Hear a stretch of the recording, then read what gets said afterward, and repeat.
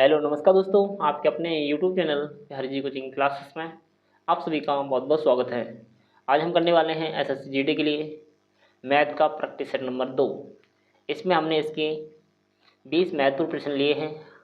यह सारे क्वेश्चन आए हुए क्वेश्चन हैं। हर क्वेश्चन को आपको भी करके देखना है। लास्ट में आपको बताना है कि आपने इन क्वेश्चनों में से कितने क्वेश्चन के सही सही जवाब दिए। तो भाई करते हैं स्टार्ट। तो इसमें पहला क्वेश्चन है ये कि सारंग ने एचडीएफसी में 4% वार्षिक ब्याज दर पर कुछ धनराशि का निवेश किया और यदि 2 वर्ष के बाद में सारंग को वार्षिक चक्रवृद्धि ब्याज के रूप में 153 रुपये प्राप्त होता है तो सारंग साधारण ब्याज कितना होगा वह हमें बताना है। उसे चक्रवृद्धि ब्याज अगर उसे दी जाए तो उसे ब्याज के रूप में मिलते हैं 153 रुपये। हमें निकालना है साधारण ब्याज कितना बनेगा 2 साल का। इस क्वेश्चन को कैसे करेंगे समझिए। हम में दिया गया जो आर है, आर वो दिया गया 4%। अगर साधारण ब्याज है, साधारण ब्याज यानी कि एसआई की बात करें तो वो 2 साल के लिए अगर लगेगा तो वो हो जाएगा 4% इंटू 2 यानी कि 8%। पर चक्रवृद्धि ब्याज में ऐसा नहीं होता है। उसके लिए आपको क्या करना है, एसआई बराबर इस 4% प्लस 4% तो मिलेगा ही, पर इस 4% का भी हमें 4% देना होगा। उसके बाद आपका टोटल चक्रवृद्धि ब्याज मिलेगा। तो 4 आपका हो गया 8 प्लस ये हो गया 16/100, तो ये बन जाएगा 8.16%। तो चक्रवृद्धि ब्याज बना 8.16% और साधारण ब्याज बना 8%। तो हमें दिया गया है चक्रवृद्धि ब्याज, वो दिया गया है 153। तो जो 8.16 दिया गया है उसका मान दिया गया है 153। अगर हम 1% का मान निकालें, 1% बराबर पूछें तो आप 153 में भाग लाएंगे किसका, 8.16 का।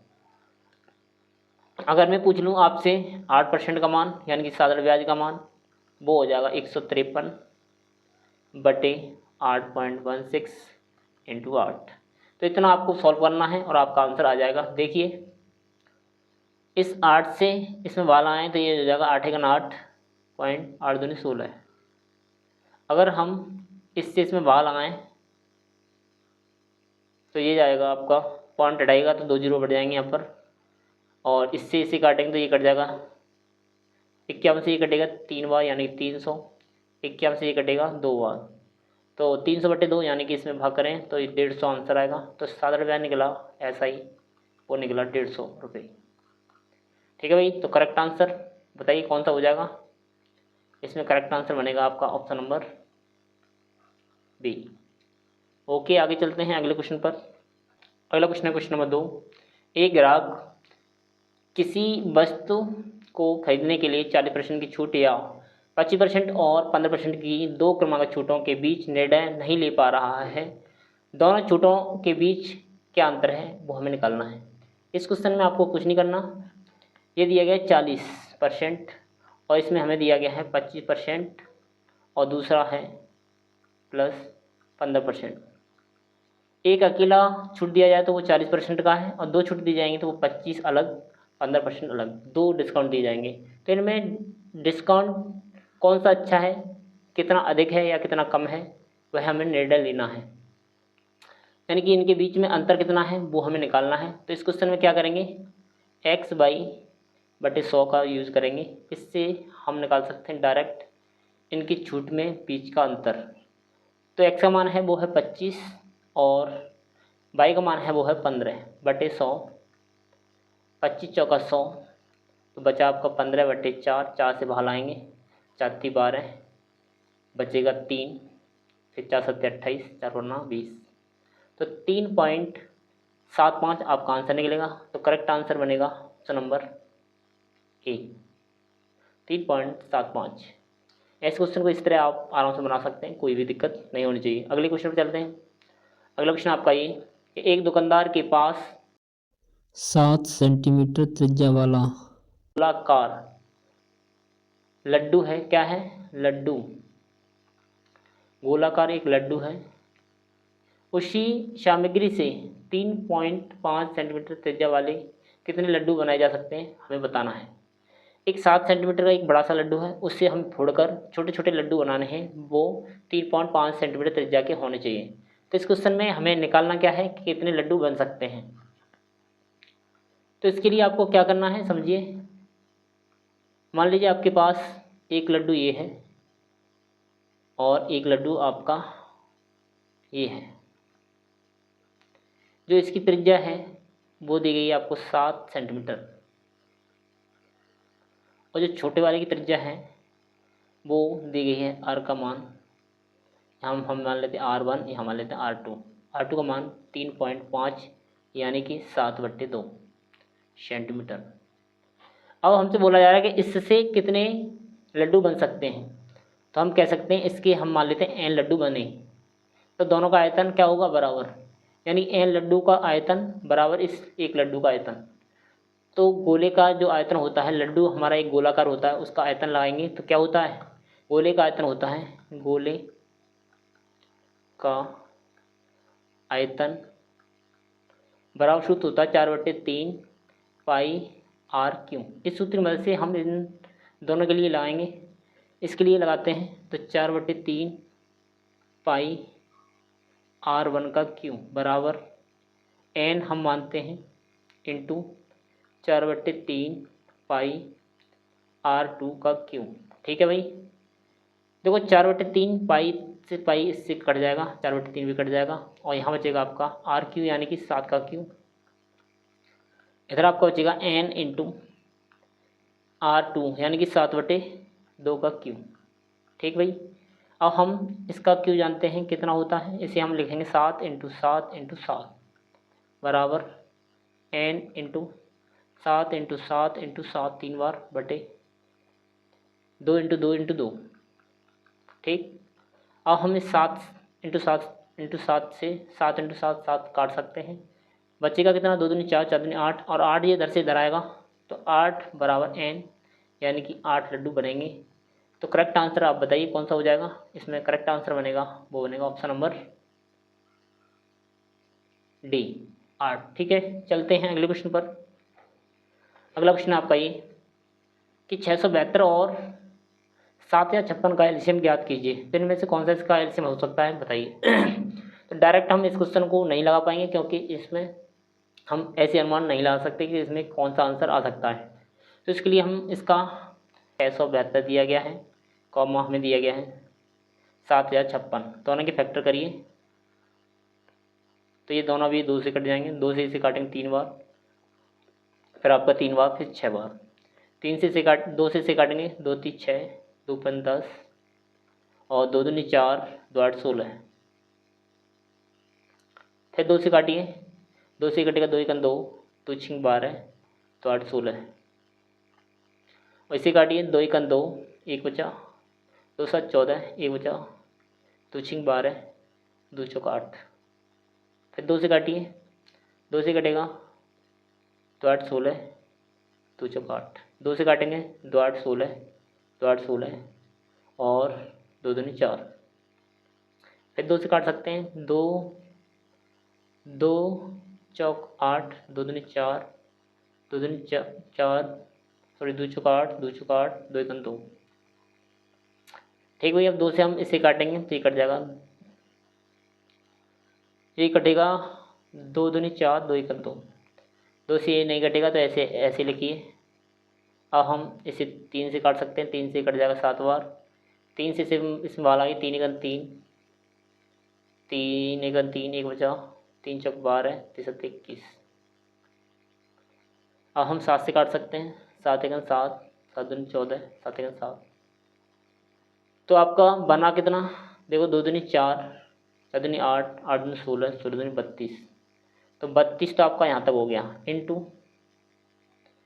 3 7 21 इंटू 21। अब देखिए इकाई के अंक से हम देखें तो देखो 2 1 2 और 2 1 2, तो इकाई अंक पर हमारा 2 बनेगा, तो इसमें आंसर एक ही में आ रहा है 2, वो है ऑप्शन नंबर डी। तो करेक्ट आंसर बनेगा ऑप्शन नंबर डी, 14,112 आपका आंसर आएगा। आगे चलते हैं अगले क्वेश्चन पर। अगला क्वेश्चन आपका ये कि सचिन एक दूरी 2 घंटे तक 60 किलोमीटर प्रति घंटे की चाल से और 80 किलोमीटर की दूरी 40 किलोमीटर प्रति घंटे की चाल से तय करता है, तो सचिन की औसत चाल बताइए। जब औसत चाल पूछा जाए ऐसे क्वेश्चन में तो आप क्या करेंगे, उसके लिए सूत्र लाएंगे। औसत चाल बराबर सूत्र होता है, वो होता है कुल दूरी बटे कुल समय, कुल दूरी बटे कुल समय। तो इसमें कुल समय निकालेंगे और कुल दूरी निकालेंगे। तो हमें दिया गया 2 घंटे में 2 घंटे तक 60 किलोमीटर प्रति घंटे की चाल से कोई आदमी 2 किलोमीटर प्रति घंटे की चाल 2 घंटे में 60 किलोमीटर प्रति घंटे की चाल से चलेगा, तो वह दूरी चलेगा, वो चलेगा 120 किलोमीटर। तो पहली दूरी निकली, वो निकली 120 किलोमीटर।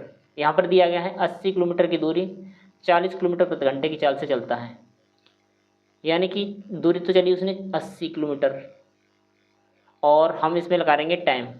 इसमें टाइम नहीं दिया गया है, तो टाइम बराबर होता है दूरी बटे चाल, दूरी बटे चाल। दूरी है 80 और चाल है आपकी 40, तो भाग लाएंगे तो कितनी बार जाएगा, 2 बार। तो पहला समय कितना हो गया, टोटल समय हो गया 2 घंटे पहले लग रहे थे, इसमें 2 घंटे ये लग हो गए, तो 2 और 2 कितना हो गया, 2 और 2 हो गए 4, टोटल लगा 4 घंटा।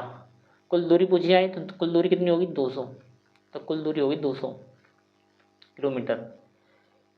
तो सूत्र में लगाइए, कुल दूरी होगी 200 और समय है 4 घंटे। 4 से इसमें 12 आइए, 4 पंजे 20, यानी कि 50 किलोमीटर प्रति घंटा आपका आंसर आएगा।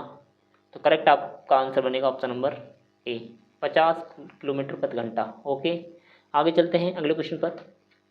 अगला क्वेश्चन आपका ये कि 2 रेलगाड़ियाँ जिसमें से प्रत्येक 180 मीटर लंबी है, समांतर रेलगाड़ियों पर 50 किलोमीटर प्रति घंटा और 70 किलोमीटर प्रति घंटा की चाल से एक दूसरे की ओर बढ़ रहे हैं और कितने सेकंड में वे एक दूसरे को पूरी तरह से पार कर सकती हैं। समान लंबाई की ट्रेन है, उसमें कोई दो राय नहीं है, समान लंबाई की 2 ट्रेन ले ली हमने और एक दूसरे की ओर आ रही हैं, ठीक है, विपरीत चल रही हैं। एक की जो लंबाई है, दोनों की लंबाई है वो है 180, इसकी भी 180, तो कुल दूरी जो निकली डी का मान वो निकला 360 मीटर। ठीक है भाई, पहली ट्रेन है उसकी जो चाल है वो है 50 किलोमीटर प्रति घंटा, दूसरी की है वो है 70 किलोमीटर प्रति घंटा। ठीक है, जब दोनों ट्रेनें आपस में विपरीत चलती हैं तो दोनों की सापेक्ष चालों का क्या करते हैं, जोड़। तो इसमें जोड़ करिए तो सापेक्ष चाल निकलेगी, सापेक्ष चाल बराबर आप इन दोनों को जोड़ेंगे, 50 + 70 कितना हो गया, 50 70 आपका हो गया 120 किलोमीटर प्रति घंटा। जब आपका जो दूरी है वो दिया गया मीटर में, तो हमें इसे मीटर पर सेकंड में चेंज करना पड़ेगा। तो मीटर पर सेकंड में चेंज करेंगे तो 120 इंटू 5/18 से गुणा करते हैं तो ये आप आ जाएगी मीटर प्रति सेकंड में। ठीक है, तो 6 से काटेंगे तो ये 20 बार कट जाएगा, 6 से काटेंगे तो ये 3 बार कट जाएगा, तो ऊपर हो गया 100, 20 पंजे 100/3 मीटर प्रति सेकंड। ठीक है भाई, अब हमें क्या करना होगा, अब हमें निकालना है क्या, हमें निकालना है कितने सेकंड में पार कर जाएंगे। तो समय निकालना है, समय बराबर सूत्र लाएंगे दूरी बटे चाल, समय बराबर दूरी बटे चाल। तो जो दूरी है वो है 360 और जो चाल है वो है 100/3, 3 ऊपर जाएगा, 0 से 0 कट जाएगा, 3 से और 3 का गुणा 36 से करेंगे तो आपका हो जाएगा 108/10। तो बाहर आएंगे 10 का तो ये हो जाएगा 10.8 सेकंड। तो 10.8 सेकंड में पार कर जाएगी, तो करेक्ट आंसर आपका ऑप्शन नंबर सी बनेगा 10 सेकंड। ठीक है, 10.8 सेकंड। ओके, आगे चलते हैं। अगला क्वेश्चन आपका ये, इसमें दिया गया है कि -9 माइनस का 60 भागित -12 प्लस -3 इंटू 9। तो इसका आंसर क्या बनेगा बताइए। तो इसमें हम बोर्ड मास का नियम लाएंगे, सबसे पहले भाग करेंगे तो 12 का भाग लाएंगे, 12 का भाग लाएंगे 60 में, तो जाएगा कितनी बार 5 बार। तो यहाँ तो बन जाएगा आपका 5, और वो भी कैसा आएगा, दोनों माइनस माइनस में तो प्लस का आएगा, प्लस इन दोनों गुणा करेंगे तो 9 3 27 आ जाएगा माइनस का। ठीक है भाई, देखो ये भी माइनस ये भी माइनस, तो माइनस का तो ये हो गया 14, माइनस का 27, इनको जोड़ेंगे तो माइनस का हो जाएगा 41। तो करेक्ट आंसर बताइए कौन सा बनेगा, ऑप्शन नंबर ए 41 माइनस का। ओके, आगे चलते हैं। अगला क्वेश्चन आपका ये कि पेट्रोल के मूल्य में प्रति लीटर 60% की वृद्धि होती है, इसकी खपत में कितने प्रतिशत की कमी कर दी जाए कि इस पर होने वाले व्यय में केवल 12% की वृद्धि हो। तो ऐसे क्वेश्चन को बनाने के लिए आपको सबसे पहले उसका मूल मानेंगे, वो मानेंगे 100 रुपये पहले। अब उस पर हो गया 60% की वृद्धि, 60% की वृद्धि होगी तो ये हो जाएगा 160%, 160 रुपये। ठीक है, और ये कह रहा है केवल इस पर कितने बढ़े, 12% की वृद्धि हो, 12% की वृद्धि होगी तो ये हो जाएगा 112।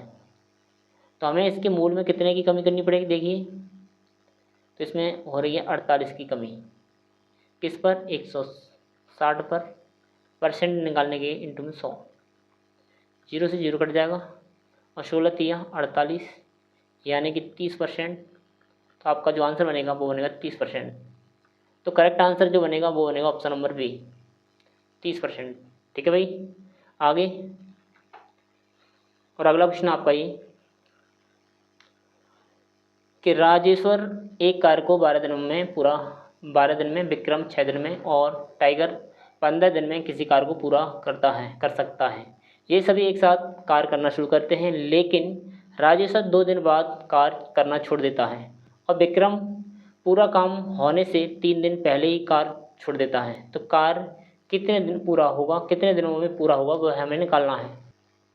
तो इस क्वेश्चन को हम कैसे करेंगे उससे समझिए। इसके लिए आप जो राजेश्वर वो कर सकता है 12 दिन में, विक्रम है वो कर सकता है 6 दिन में, और टाइगर है वो कर सकता है 15 दिन में। तो हम तीनों का लेंगे लासा, तो वो आ जाएगा 60। अब हम एक दिन की इनकी करने की जो क्षमता निकालेंगे तो हम इस 12 का इसमें भाग लाएंगे तो ये जाएगा 5 बार। तो जो राजेश्वर है वो एक दिन में 5 करेगा, विक्रम इस 6 का भाग इसमें लाएंगे तो 10 बज जाएगा। इसी तरह टाइगर का भाग करेंगे यानी कि 15 दिन का इसमें भाग तो 4 बज जाएगा। तो इनकी ये निकल के आई एक दिन की करने की क्षमता। ये कह रहा है कि ये सभी एक साथ कार्य करना शुरू करते हैं, लेकिन राजेश्वर ने 2 दिन बाद कार्य करना छोड़ा है। तो 2 दिन में ये काम कितना करेंगे, 2 दिन में काम करेंगे, देखो आर यानी राजेश्वर करेगा 5, और विक्रम एक दिन में करेगा 10, और टाइगर करेगा 4। तो कुल मिलाकर एक दिन में जो काम बना वो बना 19। इसमें हम गुणा करेंगे तो 19 दूनी कितना हो गया 38।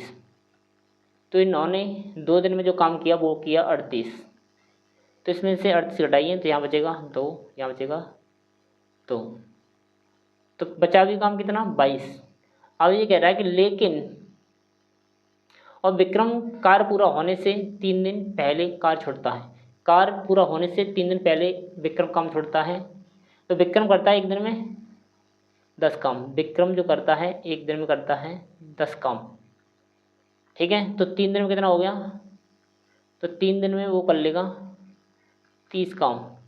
तो 30 इसमें जोड़ते हैं, 30 जोड़ेंगे इसमें ये हो गया 52। अभी बचा काम कितना 52। अब मान लीजिए टोटल काम 52 है।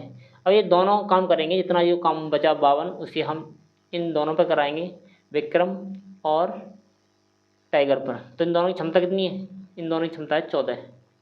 काम बचा है 52, क्षमता कितनी है 14 है। तो काटिए, ये 2 से कटेगा 26वां, ये 2 से कटेगा 7वां, 7 से इसमें भागा करेंगे 7 से 21, और बचा कितना 5/7।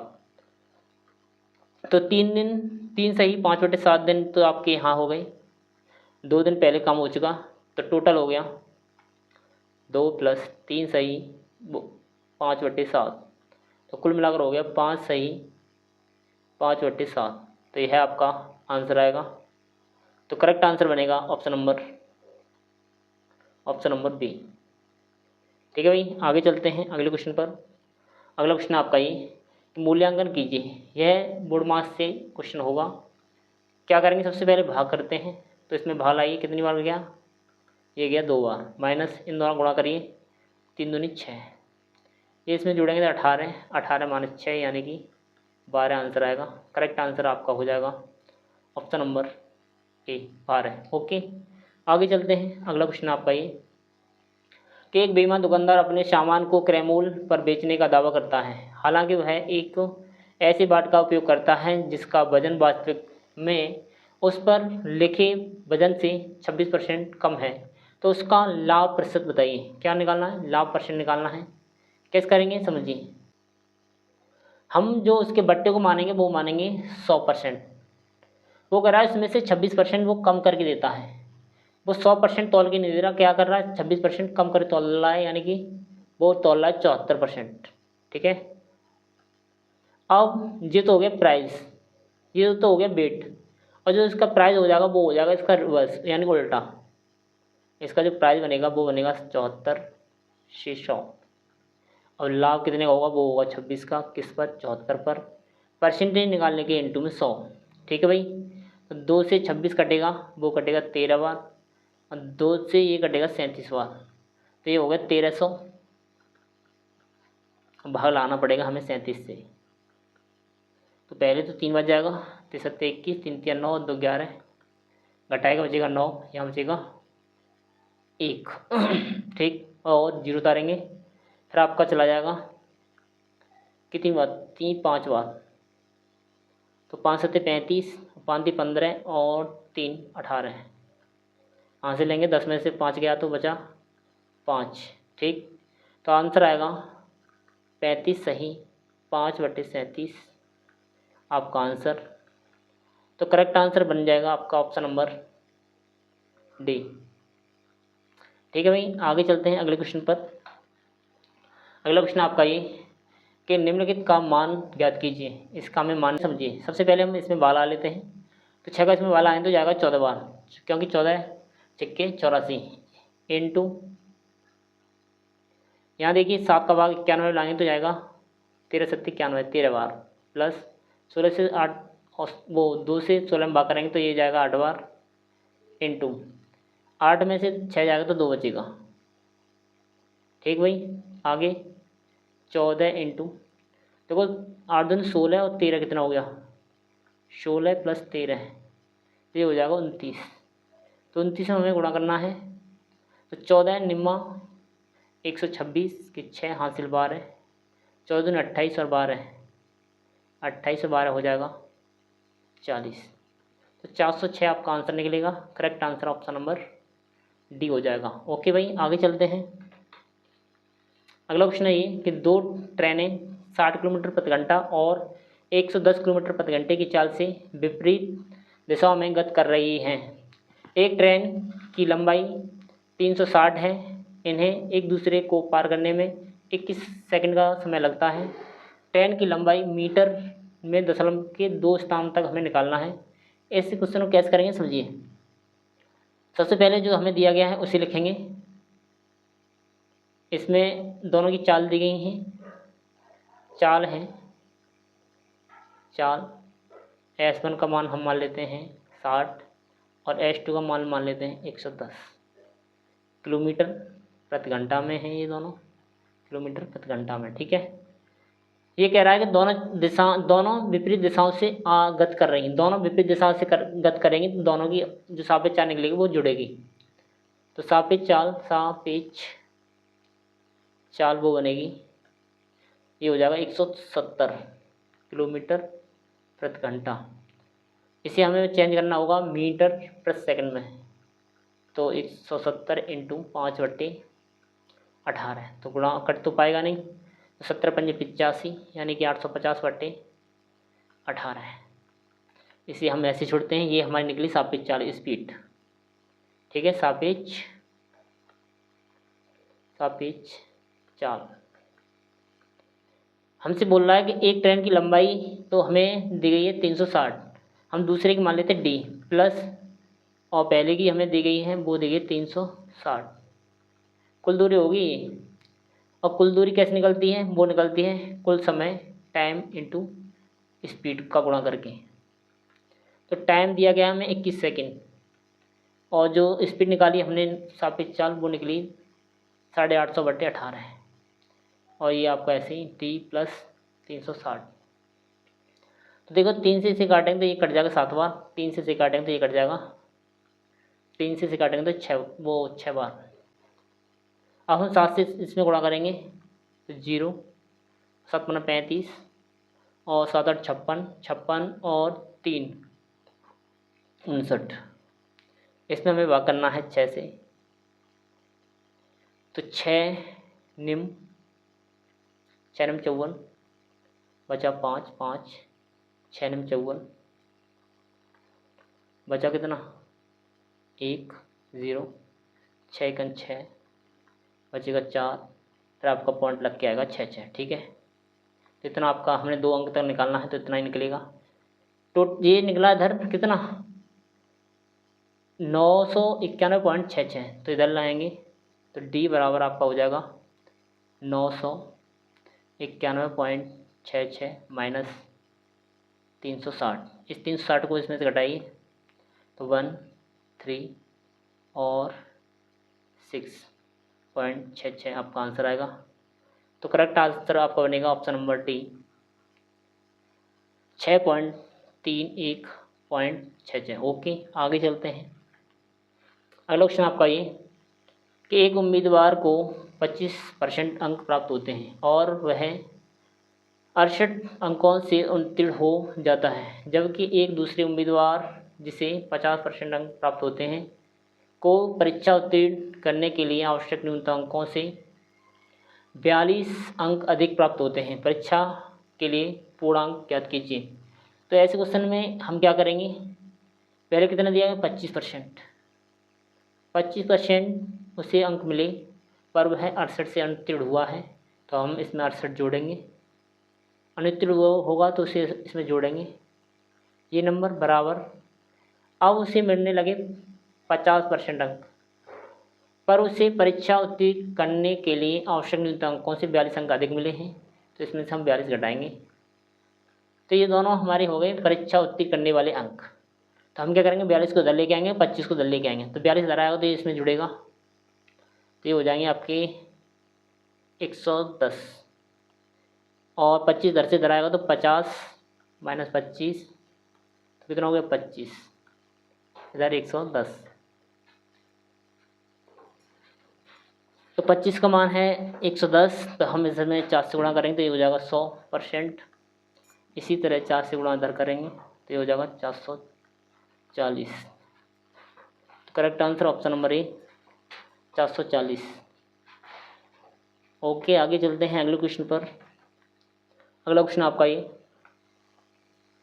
कि वार्षिक साधारण ब्याज की समान दर पर अमित 5400 रुपये की राशि का निवेश करता है और गोपाल 9400 की राशि का निवेश करता है। यदि 4 वर्ष के अंत में गोपाल को अमित से 480 रुपये अधिक प्राप्त होता है तो वार्षिक ब्याज की दर बताइए।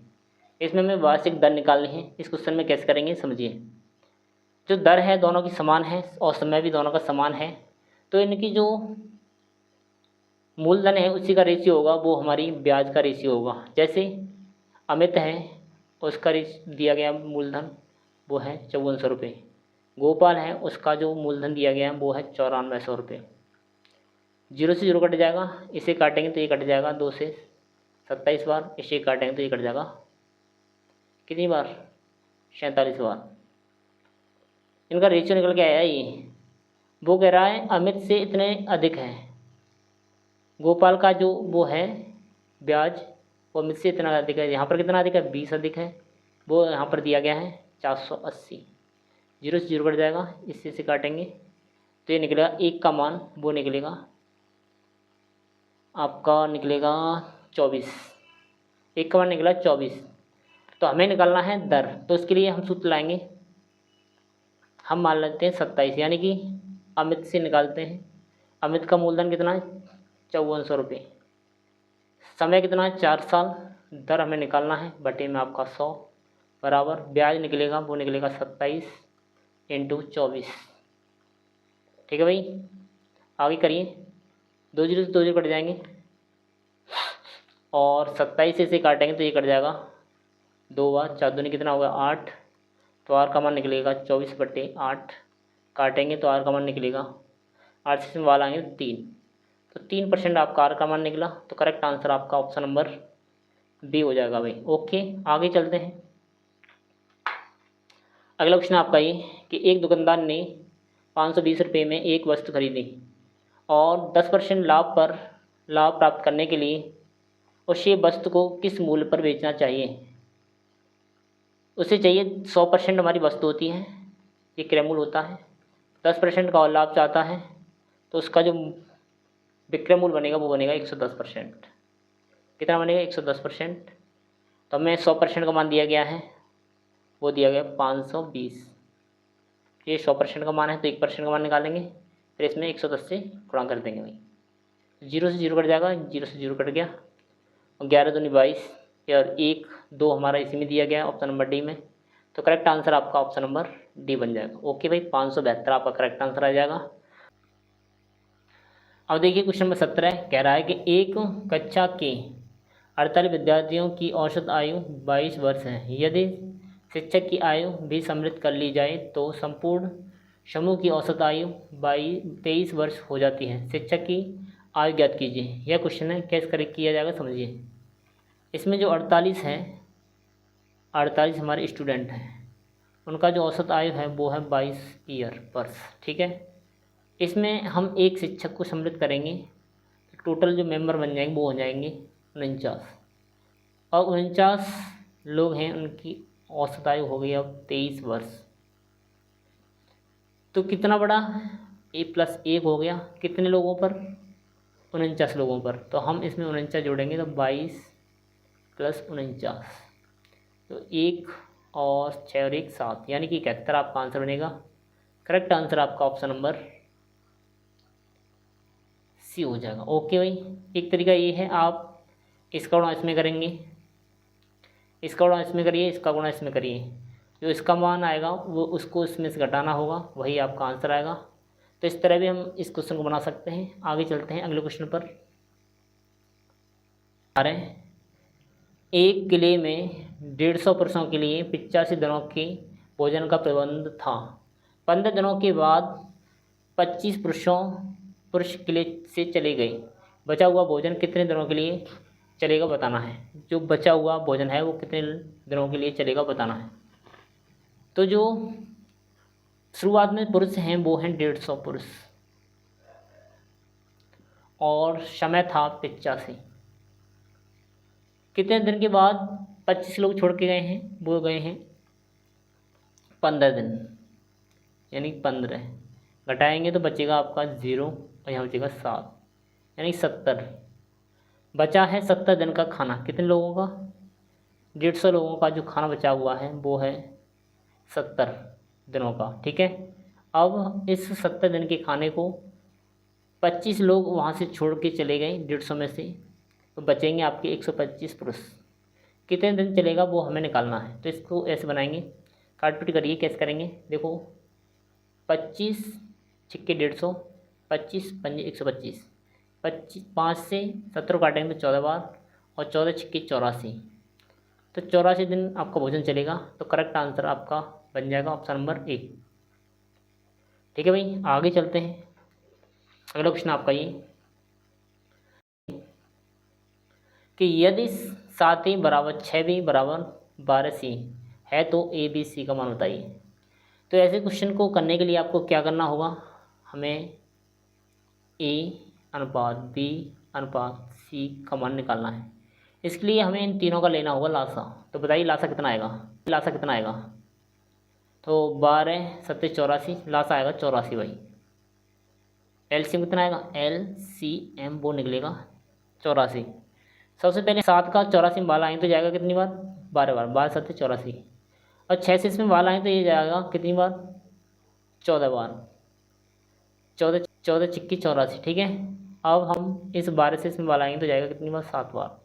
तो करेक्ट आंसर आपका ये निकलेगा 12 14 7। तो करेक्ट आंसर बनेगा ऑप्शन नंबर डी, 12 14 7। ओके भाई, आगे चलते हैं अगले क्वेश्चन पर। अगला क्वेश्चन ये है इस क्लास का लास्ट क्वेश्चन है। इस क्वेश्चन को कैसे किया जाएगा समझिए। ये कह रहा है नितिन के पास 1670 रुपये हैं। उसने इसे अपने पुत्रों प्रवीण और ऋषि के बीच बांट दिया तथा इन्हें इसे वार्षिक रूप से चक्रवृद्धि ब्याज होने वाले 10% ब्याज दर पर निवेश करने को कहा। यह देखा गया कि प्रवीण और ऋषि को क्रमशः 17 और 18 वर्ष बाद समान धनराशि प्राप्त होती है। नितिन ने प्रवीण को कितनी राशि दी बतानी है।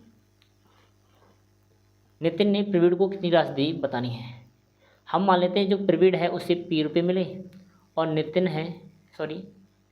प्रवीण है उसे P रुपये मिले और ऋषि है उसे R रुपये मिले, ठीक है। दर दोनों की समान है, R का मान दोनों के लिए समान है भाई। और एक का जो धन है वो 17 साल बाद और एक का 18 साल बाद समान हो जाता है। इसके लिए T का मान है वो है 17 साल प्रवीण के लिए, और जो ऋषि है उसका T का मान है वो है 18 वर्ष, ठीक है। और दोनों को जब मिश्रण निकलेगा वो हो जाएगा बराबर, कितने साल बाद, एक का 17 साल बाद, एक का 18 साल बाद। तो सूत्र लाएंगे P1 + R/100 की पावर n बराबर R1 + R/100 और ऊपर n, ठीक है। इस सूत्र का प्रयोग करेंगे। यहाँ P मतलब प्रवीण और R मतलब ऋषि, ठीक है। तो P हम P ऐसे लिखते हैं 1 + R का मान कितना है 10, तो 10/100 की पावर n का मान यहाँ पर लाएंगे 17 बराबर ऋषि है 1 + R का मान 10/100, 10/100